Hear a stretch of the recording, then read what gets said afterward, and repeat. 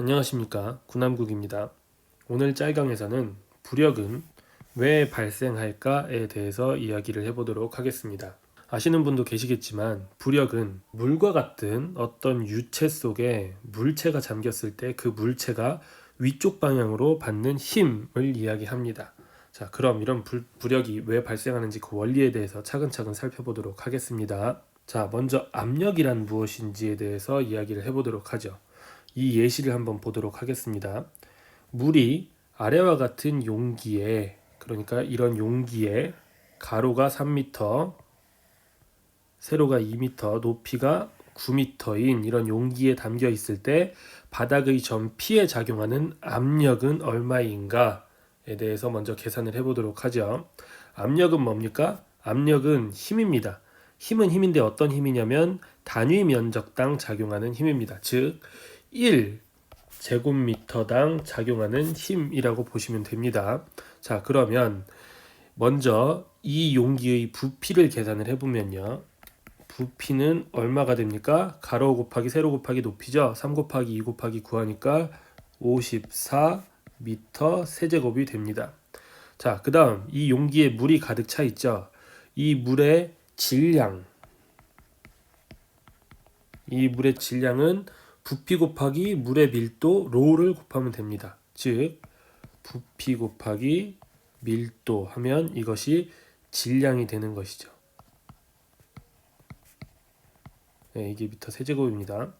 이 질량 54로를 가진 물에 작용하는 총 힘, 즉 중력은 어떻게 계산하면 됩니까? 질량의 중력 가속도를 곱하면 되죠. 54로g 뉴턴.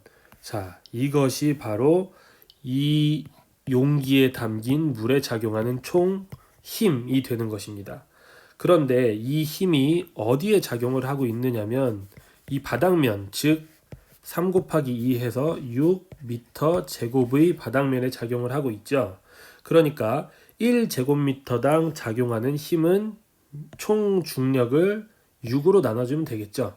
그래서 얼마가 나오는 겁니까?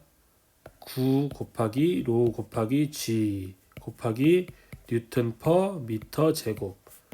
이것이 바로 압력이 되는 것입니다. 네, 아시겠죠? 자, 그럼 이번 장에서는 전 장에서 해결한 문제와 동일한 문제인데 숫자만 문자로 바꿔서 해결을 해보도록 하죠. 이런 용기에 물이 가득 담겨 있을 때 점 P에 작용하는 압력은 일단 부피를 계산하면 얼마입니까? L 곱하기 B 곱하기 H가 부피가 되겠죠. 여기에 물의 밀도 로를 곱하면 이것이 물의 질량이 됩니다. 여기에 중력 가속도 G를 곱하면 이것이 이 용기에 담겨 있는 물에 작용하는 총 중력이 되겠죠. 이것을 면적 B 곱하기 L로 나누면 이것이 바로 압력이 됩니다. 자, B 곱하기 L 이렇게 나눠주면 이 지점에 작용하는 물의 압력은 어떻게 된다고요? 요거만 남았죠? 로 곱하기 G 곱하기 H가 됩니다. 이것이 바로 요만큼의 물의 바닥에 작용하고 있는 압력의 크기가 되는 것입니다. 자, 그러면 물속의 압력에 대해서 한번 알아보죠. 이와 같은 큰 수조도 좋고요. 뭐 강속도 좋고 바닷속도 좋고 어디든 좋습니다. 큰 물체가 있을 때 여기에 가상의 이런 직육면체를 한번 만들어 보도록 하겠습니다. 그러면 이 지점 P에 작용하는 물의 압력은 얼마일까요? 아까 계산했죠. 로 곱하기 G 곱하기 H라고 했습니다. 그렇죠. 그러면 조금 전에 이야기했던 가상의 사각형을 빼고 한번 생각을 해볼까요? 이와 같이 수면이 있고 이 수면으로부터 H만큼 물속으로 들어간 이 지점 P에 작용하는 물의 압력은 얼마라고요? 로 G H가 되는 것입니다. 그렇다면 이번에는 압력에 대해서 한 걸음 더 들어가 보도록 하겠습니다. 압력은 이런 특징이 있습니다. 유체의 압력은 면을 누르는 방향으로 작용한다. 자, 아까 이 물 표면으로부터 H만큼 깊이 잠긴 점 P에 작용하는 압력의 크기는 얼마라고 그랬죠? 로 G H라고 했습니다. 그럼 이 압력이 어떤 방향으로 작용을 하고 있을까요? 여기 지금 면이 이렇게 있죠. 아래쪽 방향으로 작용을 하고 있습니다. 이 지점에는 압력이 어떤 방향으로 작용하죠? 이 방향으로 작용하겠습니다. 이 지점에는 압력이 이런 방향으로 작용을 하겠죠. 이제 압력과 힘의 관계에 대해서 한번 이야기를 해보면요. 자, 아래의 직육면체 물체의 윗면에 작용하는 힘은 얼마일까요? 아까 이 지점에 작용하는 압력을 계산했을 때 얼마라고 그랬죠? ρ, G, H라고 했습니다. 그렇죠. 그러면 요건 단위 면적당 작용하는 힘이니까요. 이 전체 면적인 B 곱하기 L, B 곱하기 L을 여기에 곱하면 이것이 이 직육면체의 윗면에 작용하는 힘이 될 것이고요. 방향은 아래쪽 방향이 될 것입니다. 자, 그러면 이번에는 이 직육면체의 아랫면 P에 작용하는 압력에 대해서 한번 알아볼까요?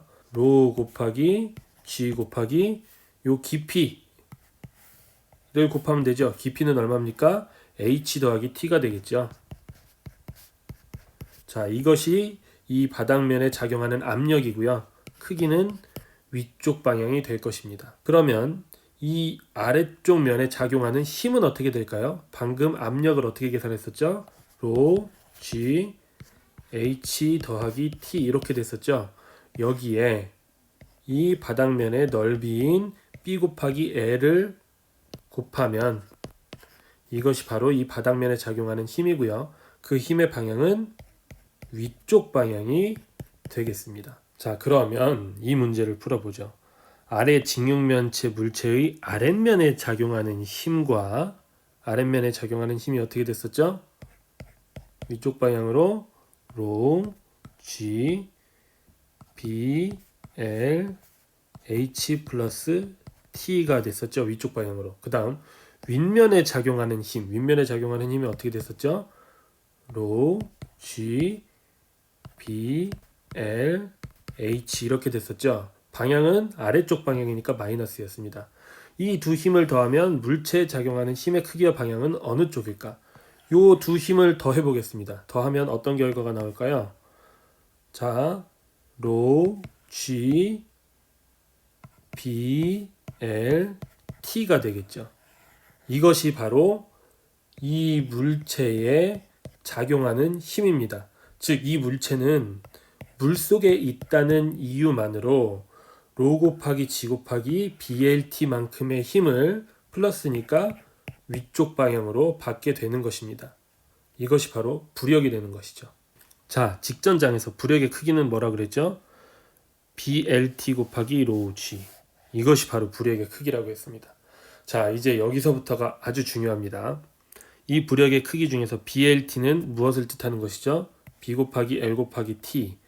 요 물에 잠긴 물체의 부피를 뜻하는 것이죠. 즉, 어떤 물체가 물 속에 잠겼을 때 이 물체가 받는 부력의 크기는 그 물체의 부피 곱하기 물의 밀도 곱하기 중력 가속도가 되는 것입니다. 아시겠죠? 물에 잠긴 물체의 부피 곱하기 로우지가 되는 것입니다. 자, 이제 배수량에 대해서 한번 알아보겠습니다. 배수량은 뭐라고 그랬었습니까? 배수량은 어떤 물체가 물 속에 잠겼을 때 이 물체로 인해서 밀려난 물의 중량이라고 했습니다. 이 물체로 인해서 밀려난 물의 중량은 어떻게 되겠어요? 당연히 이 물체의 부피 곱하기 물의 밀도 곱하기 중력 가속도가 되겠죠. 자, 어떻습니까? 같습니다. 즉, 어떤 물체가 물속에 들어가서 부력을 받는다면 그 부력의 크기는 그 물체의 배수량과 같다는 것입니다. 이것이 아주 중요한 개념입니다. 이것을 꼭 기억하고 계십시오. 자, 이제 부력의 크기와 배수량 그리고 선박의 무게에 대해서 알아보도록 하겠습니다. 아래 직육면체 선박의 부력의 크기는 지금 이렇게 생긴 선박이 있습니다. 그 선박이 물에 요 정도만 지금 잠겨 있어요. 깊이 T만큼, 홀수 T만큼 물속에 잠겨 있습니다. 그러면 이 선박이 받는 부력의 크기는 얼마일까요? 자, 요 부피 곱하기 ρ G 하면 되겠죠? L, B, T, ρ G. 이것이 이 선박이 받는 부력의 크기가 되는 것입니다. 배수량은 얼마죠? 배수량도 똑같습니다. 배수량도 LBT 곱하기 ρ G가 되는 것입니다. 그럼 이 선박의 전체 무게는 얼마가 될까요? 이 선박은 지금 물 위에 떠 있죠. 받는 부력이 얼마입니까? 위쪽 방향으로 이만큼의 부력을 받고 있습니다.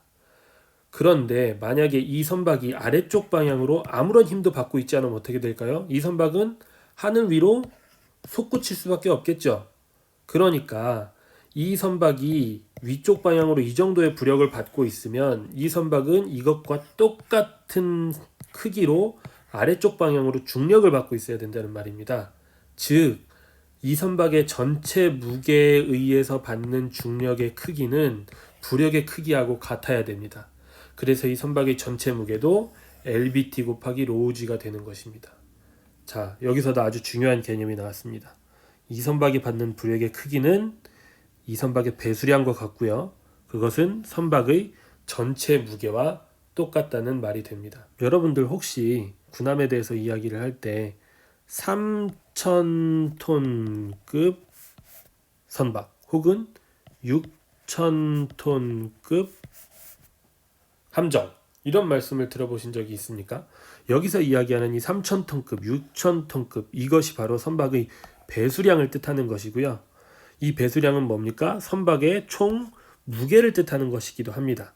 그래서 이 함정의 앞부분에 붙어있는 이 3,000톤급, 6,000톤급 이런 말이 선박의 총 중량을 나타내는 말이라고 보시면 되겠습니다. 자, 이제 부력의 작용점에 대해서 이야기해 보도록 하겠습니다. 작용점.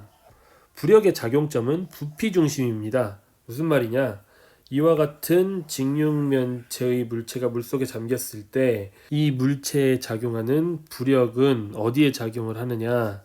바로 이 직육면체의 정중앙에 작용을 하게 되는 것입니다. 다시 말하면 길이 방향으로는 2분의 L 지점, 높이 방향으로는 2분의 B 지점, 너비 방향으로는 2분의 D 지점인 요 점에 부력이 이렇게 작용을 하게 되는 것이죠.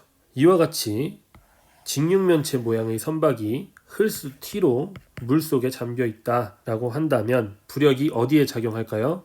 길이 방향으로는 2분의 L 지점에, 높이 방향으로는 2분의 T 지점에, 너비 방향으로는 2분의 B 지점인 이 점에 부력이 위쪽 방향으로 작용한다고 보시면 되겠습니다. 마지막으로 이 예시를 한번 보도록 하겠습니다. 기 L인 선박을 정면에서 봤을 때, 즉 이 그림은 뭡니까?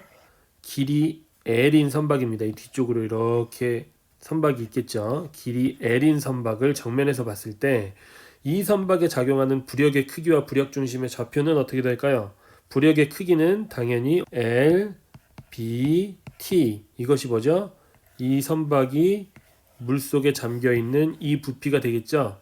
요거 곱하기 로 곱하기 G 이것이 바로 이 선박이 받는 부력의 크기이고 이 선박의 배수량이고 이 선박의 전체 무게가 되는 것입니다. 그리고 이 부력은 어디에 작용을 할까요?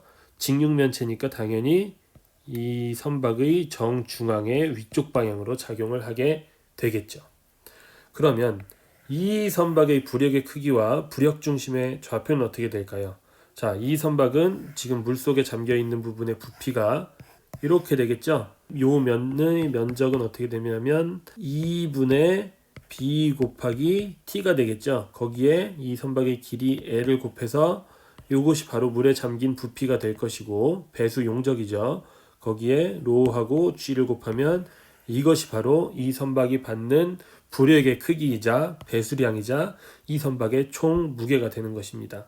그 다음에 이 선박의 부력 중심은 어디일까요? 정면에서 봤을 때 이 삼각형의 면적 중심 여기 어딘가 있겠죠? 어떻게 되겠습니까?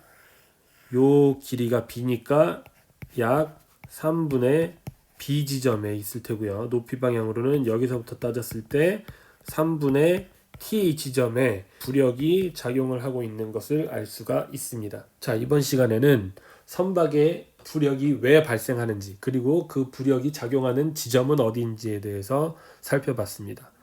감사합니다.